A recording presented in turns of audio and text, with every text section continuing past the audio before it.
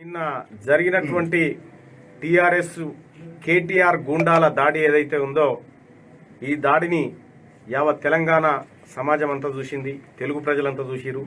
సిగ్గు లేకుండా ఒక మంత్రి గూండాలను ప్రేరేపించడం, మంత్రి స్థానాన్నే అగౌరవపరిచినట్టుగా ఉంది. ఇవాళ తన కొడుకు ఏదో జరిగినట్టుగా, తన కొడుకుని ఎవడో అవమానించినట్టుగా ఎంతో మంది కొడుకుల ఉసురు తీసుకుంటున్నటువంటి రాష్ట్ర ప్రభుత్వం మాట్లాడడం సిగ్గుచేటు. భద్రాద్రి ఆలయంలో ఏ హోదాలో నీ కొడుకును తలంబ్రాలు ఇచ్చి పంపించినో అది సమాధానం చెప్పు. ముందుగాల భద్రాద్రి ఆలయానికి నువ్వు ఇచ్చినటువంటి, నీ అయ్యి ఇచ్చినటువంటి హామీలు, ఆ రోజు నీ కొడుకు అక్కడే ఉన్నాడు, ఆ తర్వాత నీ కొడుకు తలంబ్రాలు ఎత్తుకొని పోయిండు. ఈ అన్ని అంశాలతోటి వార్త రాస్తే జీర్ణించుకోలేక ఒక దొంగల ముఠాను, ఒక అల్లరి మూకను ఇవాళ శనార్థి దినపత్రిక మీదకి పంపి దినపత్రిక కార్యాలయాన్ని ధ్వంసం చేసి కంప్యూటర్లు బలగొట్టిపోయినవు. మీ కూడా బలుగుతాయి ఏదో ఒక రోజు. మేము న్యాయబద్ధంగా పోవాలనుకుంటున్నాం. ఏ రోజైనా ఏ క్షణమైనా మీ పనిగాక తప్పదు. ఎవరైతే దొంగతనంగా అటాక్ చేసిరో మన్నే క్రిషాంక్ అనేటోని అనుచరులుగా చెప్తా ఉన్నారు. బోయినపల్లి కాడ ఏడుంటారో మీ అడ్రస్లు, మీ లెక్క అంతెరికే మాకు. ఇక అలాగే కల్వకుంట్ల తారక రామారావు, నువ్వు ఒక వేస్ట్ ఫెలో. నువ్వు మంత్రి పదవి కాదు కదా, ఆ ప్రగతి భవన్ గేట్ కాడ వాచ్మెన్ కూడా పనికిరావు నువ్వు. అటువంటి వేస్ట్ ఫెలో ఇలా అక్రమంగా సంపాదించి విదేశాల్లో దాచిపెట్టుకుంటూ పోతే అసలైనటువంటి వాస్తవాలను పత్రిక ద్వారా బయటికి తీసుకొచ్చినాం.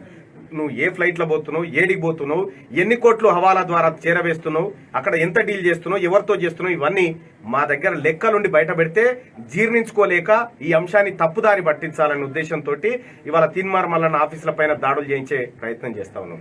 ఎప్పటికీ నువ్వు అధికారంలో ఉండవు, ఎప్పటికీ నీ రాజ్యం కాదు ఇది. ఏదో ఒకరోజు ఇప్పటికే తెలంగాణ రాష్ట్రంలో టీఆర్ఎస్ పార్టీ పని ఖతమైపోయింది. టీఆర్ఎస్ పార్టీ అంటేనే జనం చీదరించుకునే పరిస్థితికి వచ్చింది. ఇలాంటి చర్యలకు పాల్పడుతూ ఇలాంటి దుర్మార్గాలు చేస్తూ ఉంటే ఇంకా పాతాళానికి పడిపోతుంది మీ పార్టీ. ఇప్పటికే టీఆర్ఎస్ పార్టీ అంటే తెలంగాణ ప్రజల వ్యతిరేక పార్టీగా మారిపోయింది. కాబట్టి ఇప్పటికైనా చెప్తా ఉన్నాం, మీరు ఇంకొకసారి ఏ ప్రయత్నం చేసినా దాని రియాక్షన్ ఎట్లుంటుందో ఈ లోపే చూపిస్తాం మేము ఖచ్చితంగా రియాక్షన్ ఎట్లుంటుందో. ఇప్పటికే భారతీయ జనతా పార్టీ కానీ అలాగే తీన్మార్ మల్లన్న టీం సభ్యులు కానీ అనేక మంది ఇవాళ రోడ్ల మీదకి ఎక్కినటువంటి పరిస్థితి. నువ్వు చేసేటి అన్ని లంగ పనులు, లఫంగ పనులు చేసుకుంటా ఇవాళ వార్తలు రాష్ట్ర సంస్థల మీద దాడులు చేస్తావా? ఎన్నడో నాడిగో ఇట్లే తలగబడుతుంది, ఇట్లే మొత్తం పలిగిపోయి ఉంటాయి నీ టీనీస్ లో కూడా. అప్పుడు నువ్వేడుంటావో, నీ కొడుకు ఏడుంటావో, లేకపోతే నీ తండ్రి ఏడుంటాడో అలా చూసుకుందువు. ఇవాళ ఉండేటువంటి సమాజం కొన్ని పెంపుడు కుక్కలను పెంచుకుంటూ ఇవాళ సమాజం మీదకి తోలుతా ఉన్నావు కదా, ఆ సమాజం తిరగబడేటువంటి రోజు వస్తుంది. ఖచ్చితంగా మీకు బుద్ధి బరాబర్ చెప్తాం.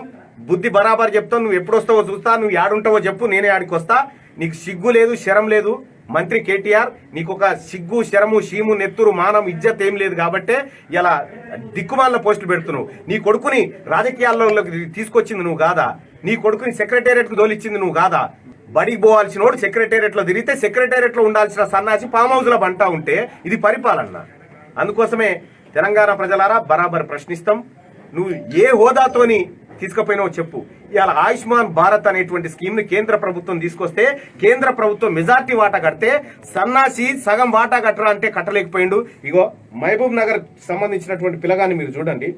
మహబూబ్ నగర్ పిల్లగాడు 4 రోజుల పిల్లగాడు సావు బతుకుల మధ్యలో కొట్లాడుతా ఉన్నాడు.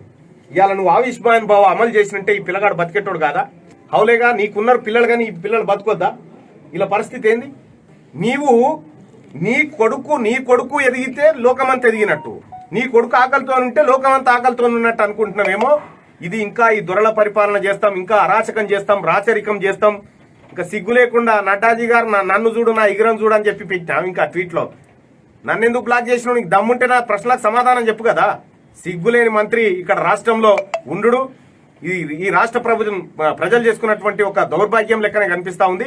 ఖచ్చితంగా నువ్వేదో దారి మళ్లించాలి, అక్కడ నిరుద్యోగ దీక్షను పెట్టిరు, ఆ దీక్ష నుంచి ప్రజల దృష్టిని మళ్లించాలనేటువంటి కార్యక్రమాలు ఏవైతే చేస్తున్నావు ఖచ్చితంగా వీటిని ఎదుర్కొంటాం.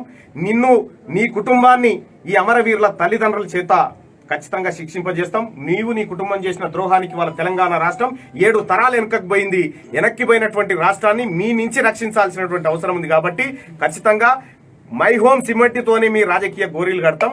ఆ రోజు దగ్గరలోనే ఉంది, ఎక్కువ రోజులు కూడా లేదు.